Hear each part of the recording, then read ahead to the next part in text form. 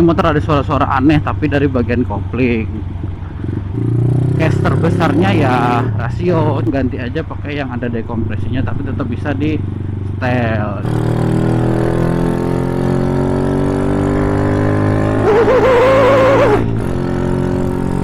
Gue jadi takut anjir bawa motor.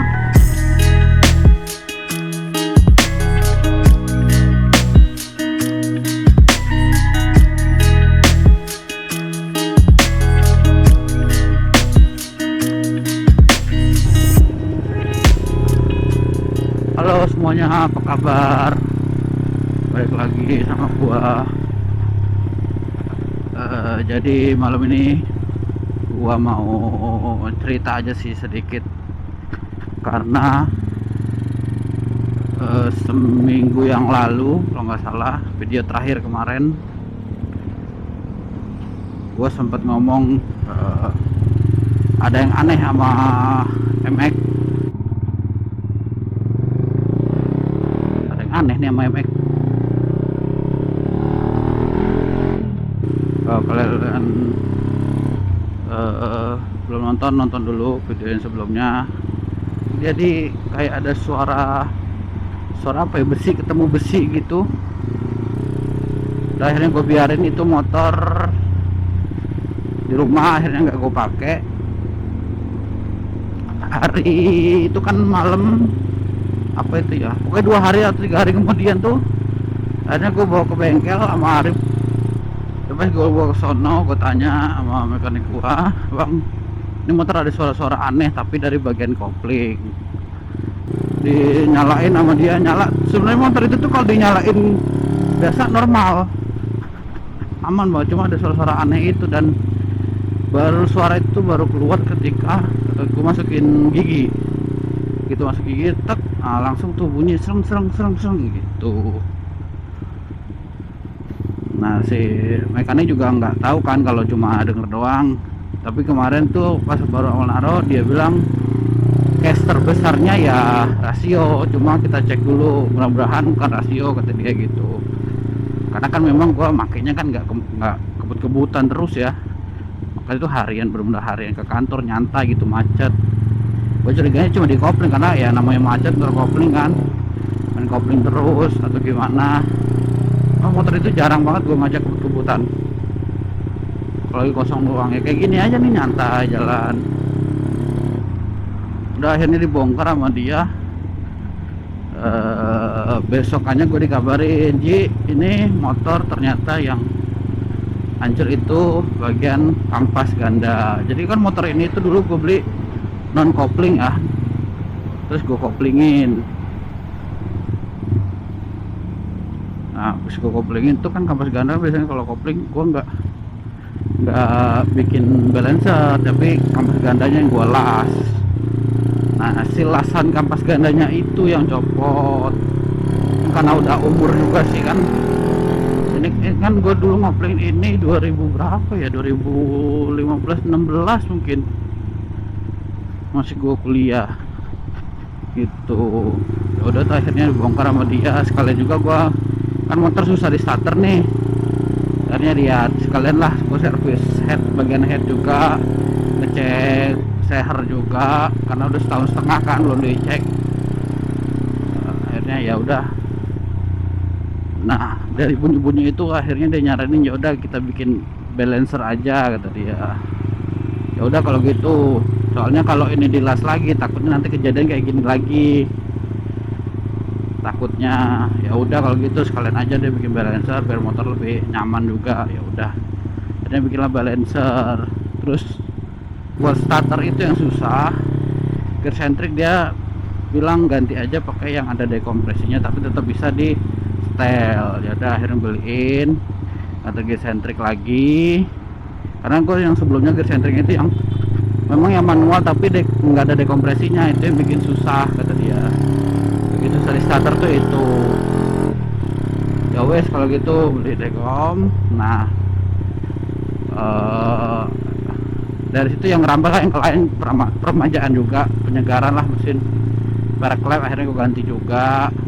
Seher akhirnya dia ganti juga, karena yang sebelumnya tuh Pernya terlalu banyak coakan, jadi kata dia kalau buat jalan jauh agak kurang aman, takutnya nanti di jalan karena udah umur sehernya takutnya malah pecah. Jadi kan memang sebelumnya kan bukan pegangan dia nih motor ini auto bore up.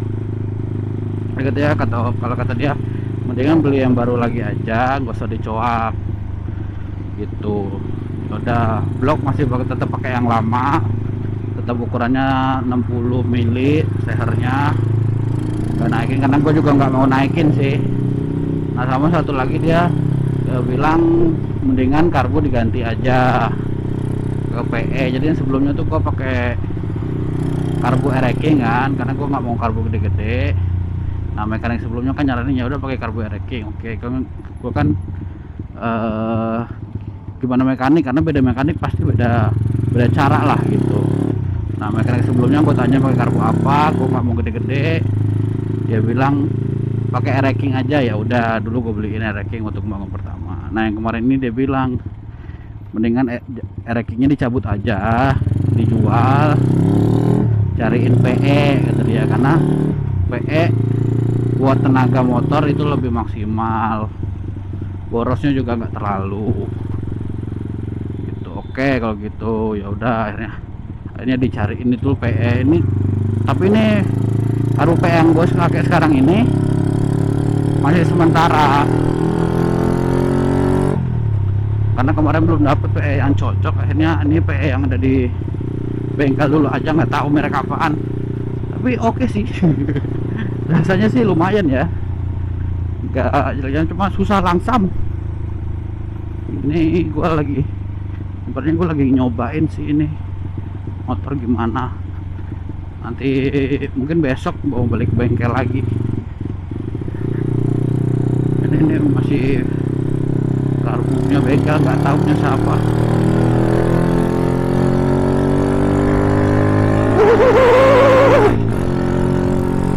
Gue jadi takut anjir bawa motor,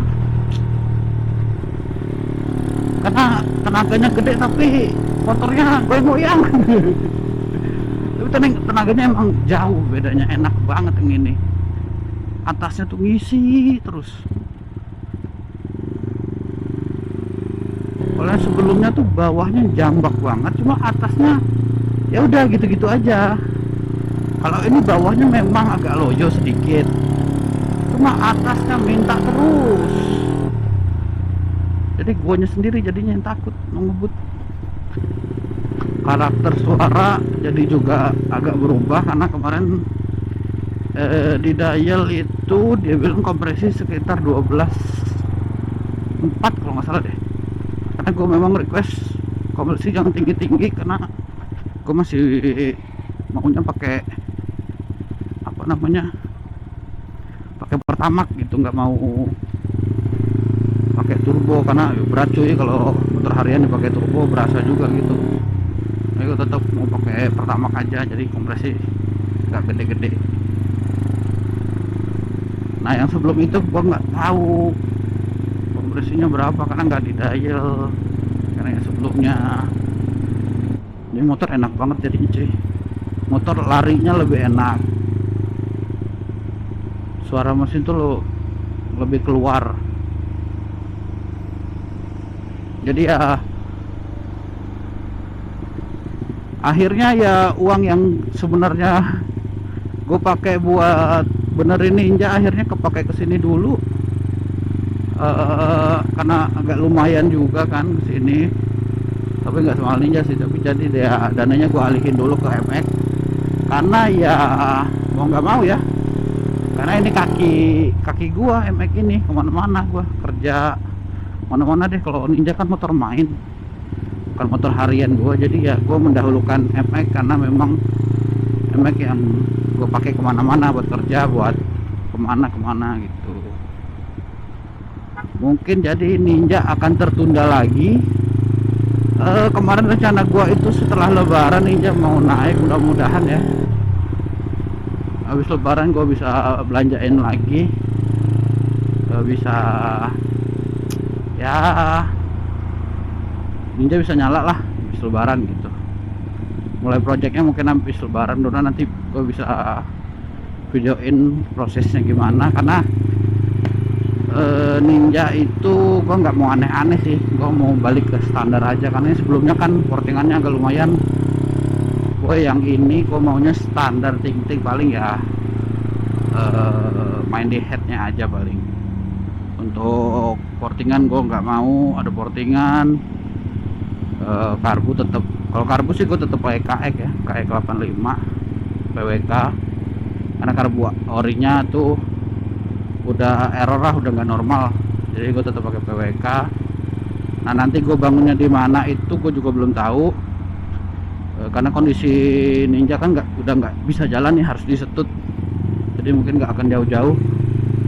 Mungkin bengkelnya Mas Bimo mungkin nanti, karena bengkelnya Mas Bimo itu kan ke rumah, nggak terlalu jauh ke rumah gua di situ. Kita lihat aja lah nanti gimana. Oke, jadi kemarin itu, jadi balik lagi ke emek ya, akhirnya emek nyala lagi tuh kemarin. Proses nggak lama sih, cuman 4 hari kalau nggak salah deh. 4 hari gue udah bisa bawa pulang. Ini gue lagi proses nyobain gimana.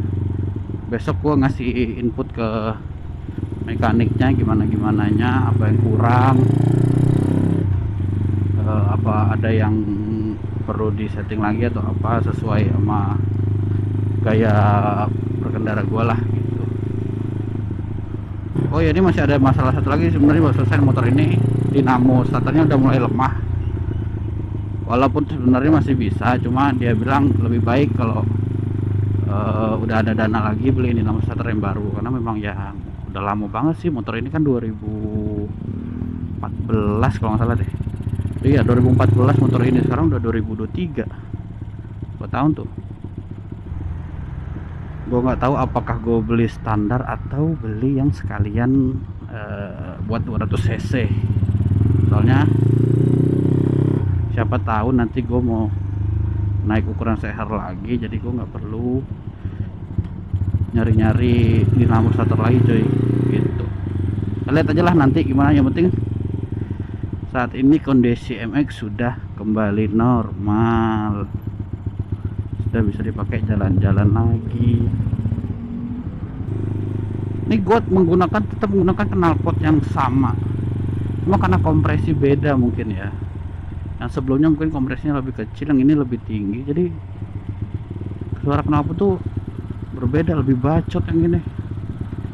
Padahal ini gue udah pakai knalpot yang panjang loh slincernya dan saringan full, tapi tetap aja masih bacot. Mekanik gue malah bilang ganti knalpot yang pendekan aja biar powernya ada. Tidak, nanti semakin bacot. Soalnya di motor gue mau pakai harian, jadi nggak boleh bacot banget. Kalau lagi jalan santai begini ya biasa, suaranya tidak terlalu mengganggu.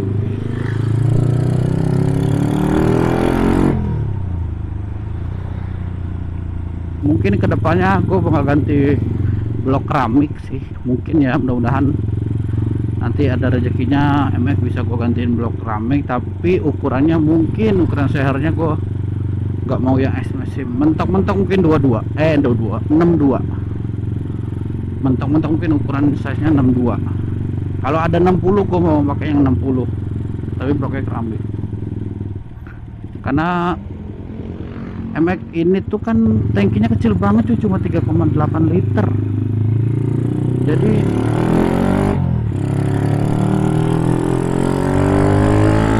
motor kan kalau dari borak pasti lebih boros ya, jadi itu cepet banget habisnya bensin. Jadi gue nggak mau gede-gede supaya nggak sering-sering bawa bensin doang sih, bukan masalah. Ini kalau Ninja kan enak ya, tangkinya gede.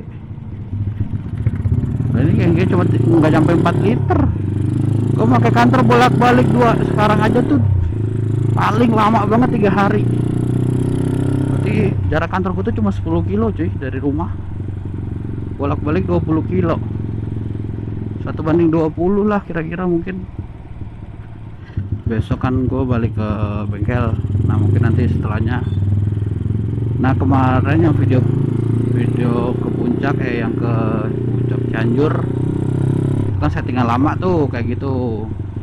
Nanti mungkin dengan settingan ini gue nyobain lagi mau ke arah sana, mungkin ya entah ke puncak entah kemana, tapi ke daerah dingin. Gue pengen tahu performa motor ini sih gimana kalau ketemu dingin gitu, karena pasti beda settingan di Jakarta kan agak anget ya, agak panas.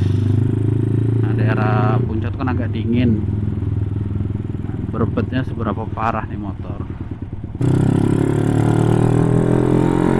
Udah kalau gitu guys, sampai sini dulu videonya kali ini. Gue cuma mau ceritain sedikit kondisi MX beberapa hari kemarin. Ternyata dia ikut-ikutan si ninja belum beres, dia ikutan minta dijajanin juga, tapi nggak apa-apa lah, namanya motor punya kita, harus kita rawat bagaimanapun juga kan. Motor yang namanya kita nyari duit, nyari rezeki kemana-mana kan, dia ngajak kita jalan-jalan juga kita pakainya dia, jadi memang harus kita rawat. Itu aja sih, sampai jumpa di video selanjutnya. Yang suka boleh di like, kalau nggak suka di dislike juga boleh. Kalau mau follow silakan Instagram gue.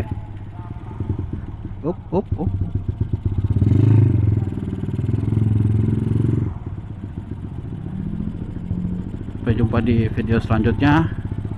Bye.